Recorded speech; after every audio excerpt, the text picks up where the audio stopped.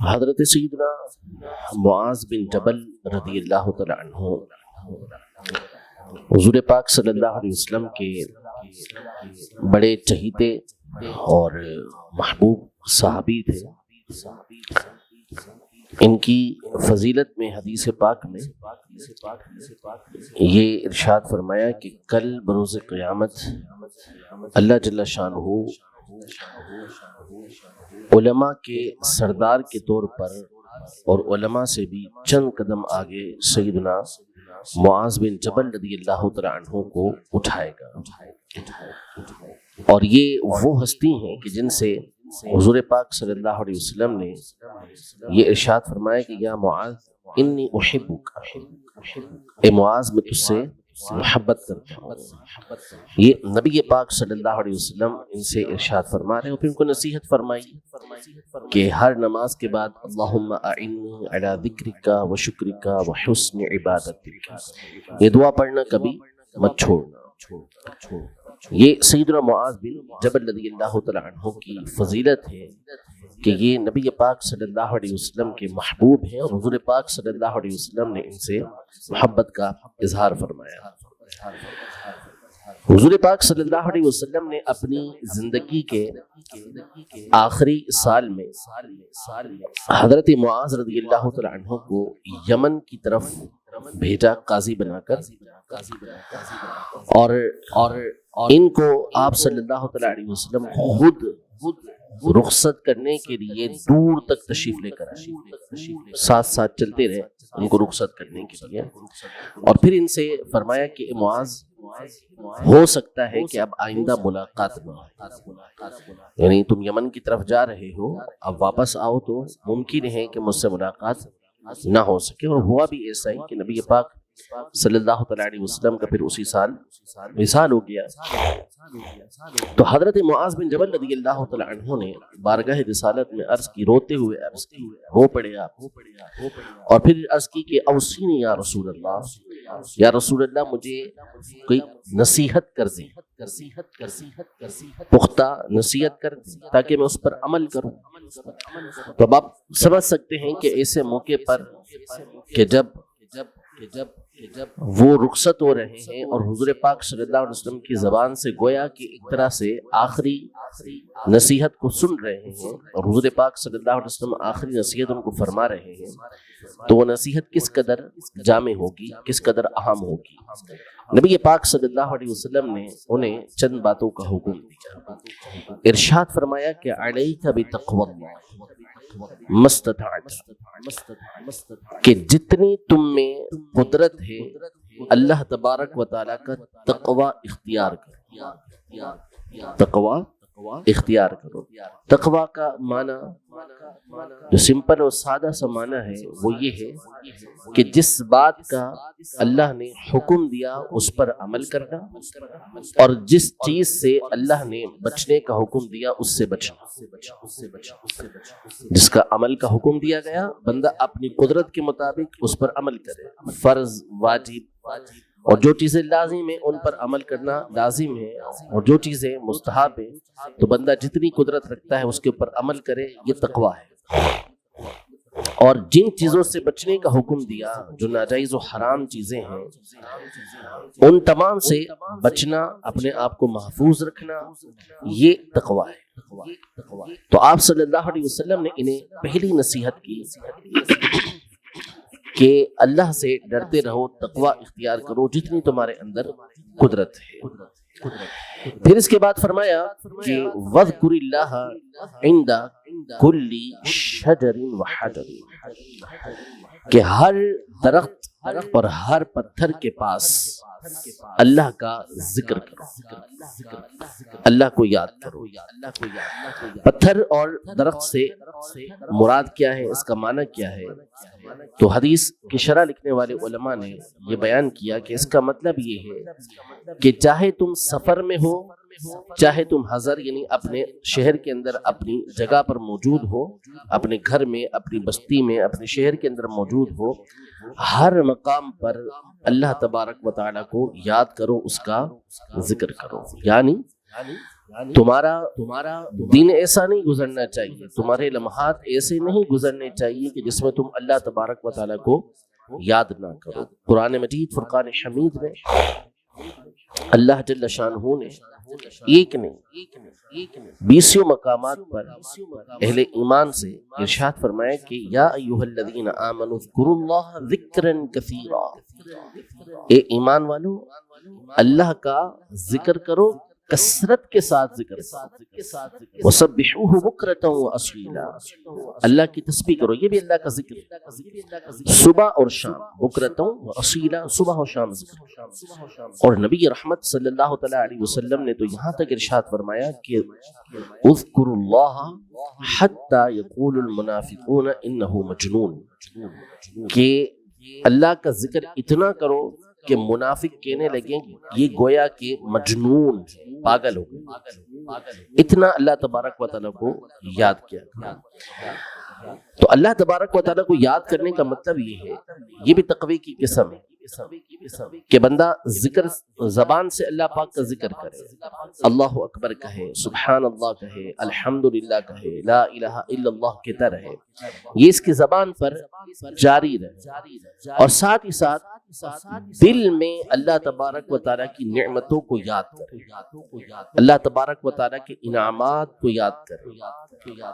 جب بندہ دل میں اللہ کی نعمتوں کو یاد کرتا ہے، اللہ تبارک و تعالیٰ کے انعامات کو یاد کرتا ہے، اور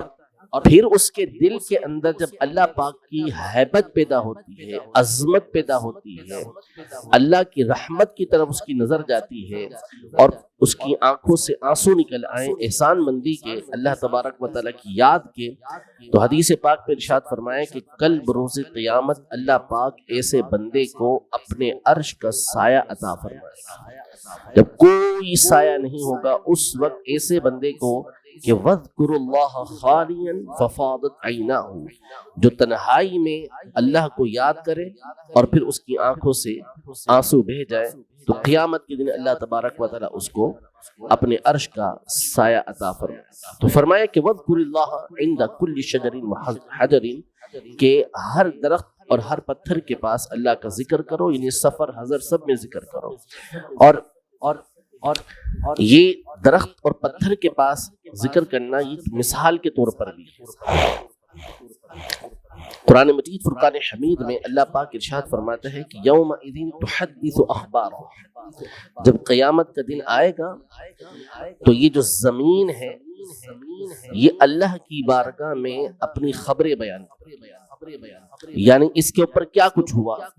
یہ ساری باتیں وہ اللہ کی بارگاہ میں بیان کریں، بلکہ یہ جتنی اشیاء ہیں اللہ تبارک و تعالیٰ کی بارگاہ میں گواہ دے گی۔ اسی لیے ہمارے اسلاف کا، بزرگان دین کا یہ معمول تھا کہ وہ، بلکہ حدیثوں کے اندر بھی تذکرہ موجود ہے، بزرگان دین کیا کرتے تھے کہ مختلف چیزوں کو اپنے ایمان کا گواہ بنایا کرتے، ان کے پاس ذکر کیا کرتے تھے کہ کل بروز قیامت اللہ جل شانہ کی بارگاہ میں یہ ہماری گواہی دے۔ تو پہلی وصیت نبی پاک صلی اللہ علیہ وسلم نے پہلی نصیحت اور وصیت ان کو یہ کی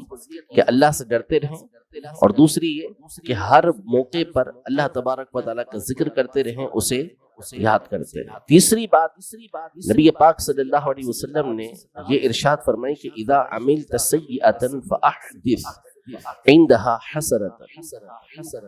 کہ اگر تم سے کوئی گناہ ہو جائے، کوئی گناہ کر بیٹھو تو اس وقت نیکی کرو، بھلائی کرو۔ کوئی گناہ بتقاضۂ بشریت تم سے ہو گیا تو اب ساتھ میں نیکی کرو، فاحدث عندها التوبہ، اور اس وقت اللہ تبارک و تعالیٰ کی بارگاہ میں توبہ بھی کرو۔ یعنی اگر تم سے بشر ہو، انسان ہو، اس وجہ سے کوئی گناہ ہو جاتا ہے تو اب بے باک مت ہو جاؤ اور اسی طرح مایوس مت ہو جاؤ، بلکہ اللہ تبارک و تعالیٰ کی بارگاہ میں حاضر ہو کر اب دو کام کرنے۔ کسی سے کوئی گناہ سرزد ہو، نبی پاک صلی اللہ علیہ وسلم نے اس کے دو کام ارشاد فرمائے۔ نمبر ایک، اس کے ساتھ ہی کوئی نہ کوئی نیکی بندہ کرے، کیونکہ قرآن پاک میں اللہ پاک ارشاد فرماتا ہے کہ ان الحسنات یذہبن السیئات، کہ جو نیکیاں ہیں وہ گناہوں کو لے جاتی، مٹا دیتی۔ یعنی نیکیاں آپ کے چھوٹے گناہوں کو، صغیرہ گناہوں کو یہ مٹا دیں گی، معاف کروا دیں گی، لیکن ساتھ ہی ساتھ اللہ کی بارگاہ میں توبہ کریں، اللہ سے توبہ کریں، اور فرمایا کہ السر بالسر والعلانیۃ بالعلانیہ، کہ جو گناہ جس طریقے کا کیا ہوا ہے اسی طرح کی توبہ تمہیں کرنا ہو۔ یہ حضرت معاذ بن جبل رضی اللہ عنہ کو وصیت فرمایا کہ اگر گناہ سری ہے یعنی چھپ کے گناہ ہوا ہے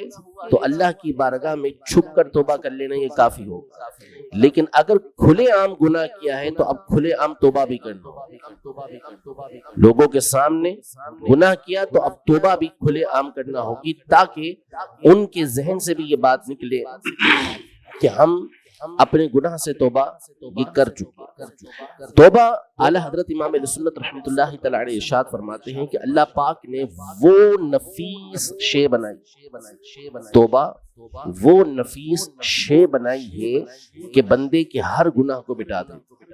لیکن توبہ کے تقاضے پورے کرنا ضروری ہے۔ توبہ کے تقاضے پورے ہوں گے، توبہ کی شرائط پوری ہوں گی، تو پھر اس صورت میں توبہ ہر گناہ کو مٹا دیتی ہے۔ ہمارے یہاں توبہ بھی فارمیلٹی کے طور پر کر لی جاتی ہے۔ توبہ کا مطلب یہ ہوتا ہے، ارشاد فرمایا کہ الندم توبہ، کہ اصل ندامت توبہ، بندہ نادم ہو، شرمندہ ہو کہ واقعی مجھ سے اپنے رب عز و جل کی نافرمانی ہوئی ہے، تو اس صورت میں یہ اصل توبہ ہے۔ پھر اس کے بعد اللہ سے معافی مانگنا، استغفار کرنا کہ اللہ پاک معاف فرما دے۔